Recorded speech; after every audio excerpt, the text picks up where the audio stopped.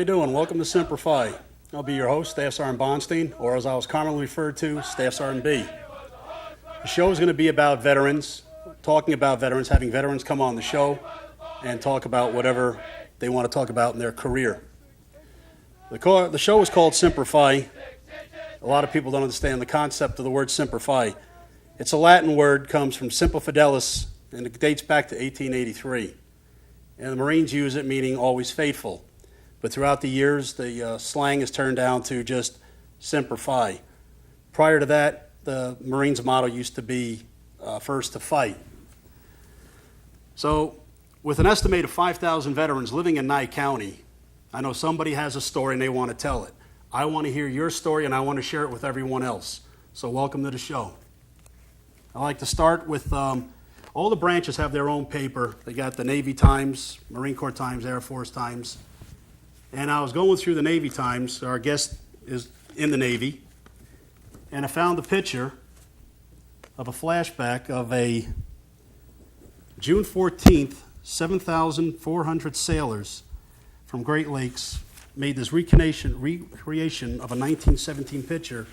A bunch of sailors standing, making a flag. I don't know if we can get a good shot of that, but of making a flag.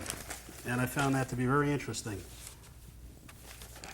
And then we have a thing on here that's going to be for Fish with Heroes. And Fishing with Heroes is going to be started for 12 wounded warriors during the Bassmasters Elite Series. And this will air from 10 to 11, 2:30 Eastern Time on August 8th. And it will be by ESPN Zone. And this will be done by Montgomery in the planning with the Wing Festival on July 31st. So that with the Navy Times. Air Force Times has something, they're bringing up their standards of their PFTs.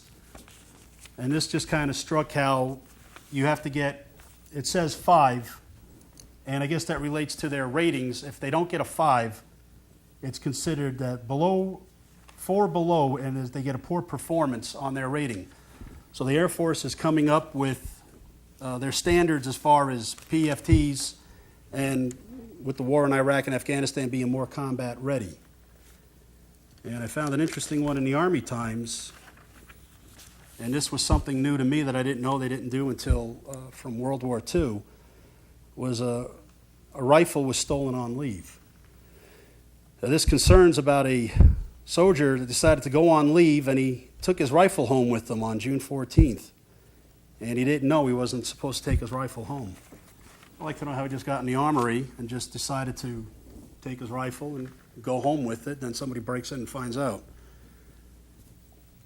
You got some good ones.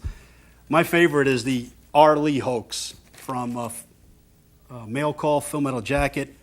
The hoax was that the gunny is dead, and his comment was, "You wish," the gunny says. And it's simply just a miscommunication to say how R. Lee is dead, and he goes on to say that he's alive and well, and he's kicking. And as all Marines, he's not going down kicking and screaming, and all Marines have to have orders to die. Well, I'm still around. Our last one, this one isn't a hoax. It's from the old Icon poster from back in the 70s of "We Don't Promise You a Rose Garden," from the drill instructor.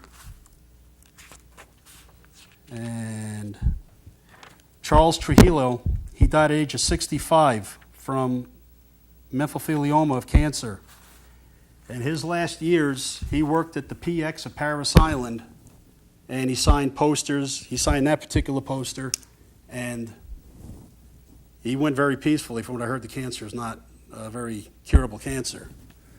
So without further ado, my first guest on the show is not a stranger. Everybody, all of you in town know him. Please welcome my first guest, be Tony DeMaio, Chief of Police. Sheriff. Sheriff. Well, it's close. I mean, there's no other. We have the only franchise in that county, so there you go. My apologies. That's quite. Don't worry about it. I got some at the end for you. Don't worry about it, Sergeant. Marine. I don't know. I don't want to. Already starting. Okay. Yes.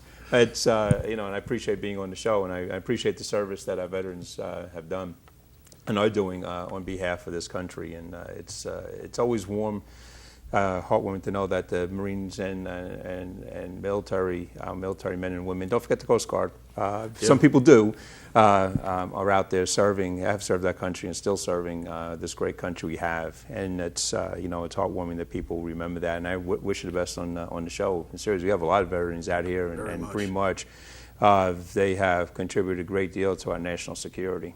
We have members of our sheriff's office that are members of the military, and we support them. In fact, actually, I got several awards from the Department of Defense and, of course, the Employee Support Guard Reserve Program for supporting the reserves and supporting our men and women for fighting for the country. A couple of them were patriotic awards, and I got the 7 SEALs Award, which is a very high award. And recently, I was just awarded. I was just informed I was nominated for the 2010 Secretary of Defense Award. Oh, no kidding. Mm-hmm. And I don't think that one. There's a lot of companies that are doing a lot. There's only 15 corporations throughout the United States that are actually get that award. But I was nominated, and I did get the Above and Beyond Award from the Department of Defense and Employee Support Guard Reserve Program that we do here. Because people don't realize that you have to support those men and women that are away. We don't want Nye County Sheriff's Office, and as a vet, I wasn't married, I was single, but when I serving with fellow sailors, and you start realizing that there are always concerns of home. And some members I was served aboard ship with were reservists, and they were concerned about their jobs at home and whether they're going to have those jobs when they get back. Even though there was some program in place to help secure that, it wasn't a guarantee. And so I know that the new regulations and newly signed bills by I think it was President, I don't know if it's Clinton or another President, Bush, signed up these enhancements to our men and women, making sure that they have these rights, that the jobs aren't taken away when they come back out of service and their service to the country, that they have some security for that. And we go above that in the Sheriff's Office, based on my leadership. We go above that, and that's how we get these awards. Sir, I'm going to call you sir because you're sergeant, and I was only a sailor, and you're a Marine. I'm named after the Marine, But we just do. I do it because it's the right thing to do. I never knew there was awards. I was getting these, being picked to go to these events. I couldn't go because of duties of the realm prevented me. But a couple of months later, I get an award. And patriotic award, and then another one would come, and then I would find out. So why am I getting these awards? Well, what you're doing for on behalf of the men and women, that serve in your agency, but also serve in the reserve program. And I went, wow. And then I just got recently, I was nominated. They told me to report to Creech Air Force Base, which is up the road a piece, and it was a dinner. There was several employers being awarded, along with myself. And we got to fly the Reaper. We went to the simulator, the Reaper, and we got to fly Mission, which I thought was interesting. It's a great program, but it's something that, as an employer, I really hope that our employers here recognize that. Congratulations on that. Thank you. I never knew all that about you. Yeah, that's and a lot of people don't. I keep these things kind of quiet, but support for our service, and this is a show about veterans to know that there's corporations here in Nevada, and there's and we support that. We also, based upon being the sheriff, which we never had before. I was surprised to learn. We we didn't have veterans benefits points preference in Nye County Sheriff's Office. And and I thought because we had people here that were sheriffs, that were veterans, would have had something for that. And so we started. I started this veterans point preference. They get if they're even people that serve in the military during peace times, which unfortunately they're few and far between now. We get 3 points. Some agencies don't give any points if there's a peacetime, but they get 3 points. If they're serving during a conflict, they get 5.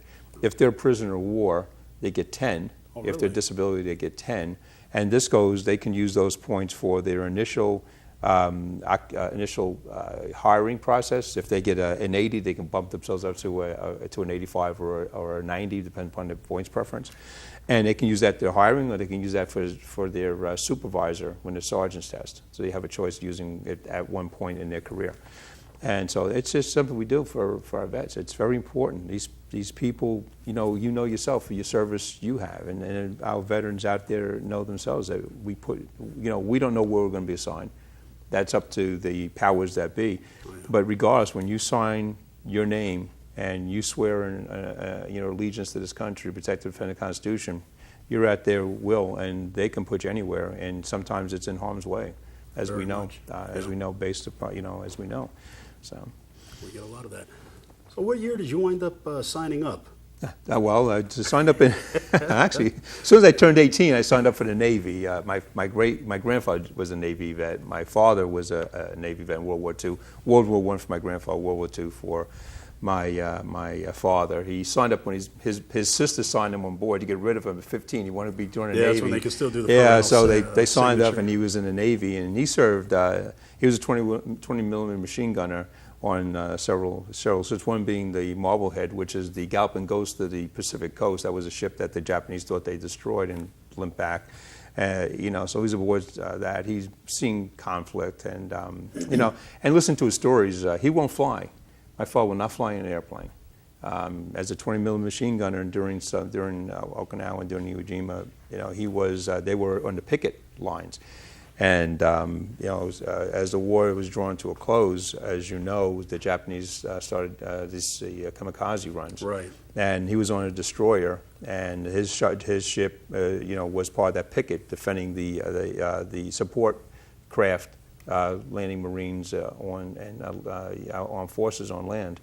And the ships got hit pretty heavy. In fact, right next to him, as he was firing his 20 millimeter machine gun, on his turret next to him was hit by a kamikaze plane.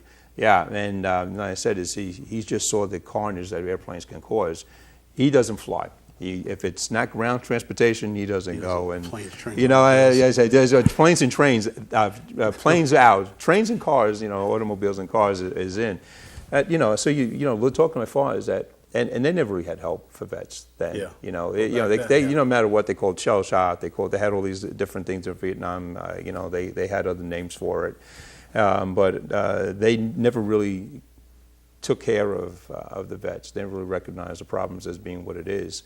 So it's but I thought the Navy was a good service. I was named after a Marine, and like I said before the show, was that he was killed on April 23rd, 1951. Anthony, and they call him Chubby, and my father were friends. They were a couple years apart as far as in age, but they were really close. And he was killed the second day of the offensive, the Chinese offensive in Korea, their major push, and he was killed the second day. He received a Silver Star, and he received the Purple Heart. He didn't make it. He was killed in action. And so when I was born in October, my father named me after Anthony. So it's an honor I carry, because I remember I always make sure I honor that name. We're going to take a short break, and we'll be right back. Thank you.